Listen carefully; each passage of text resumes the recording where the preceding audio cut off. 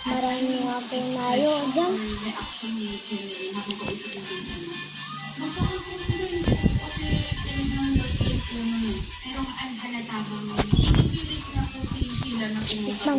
May minecart.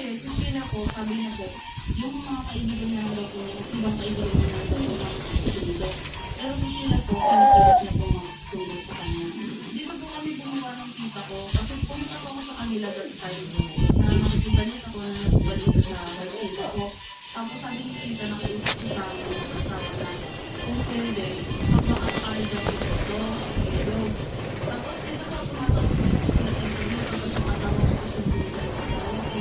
Pumatawag ko sila kasi hindi ko sila papunta doon kasi malalim ako banda. I want to get a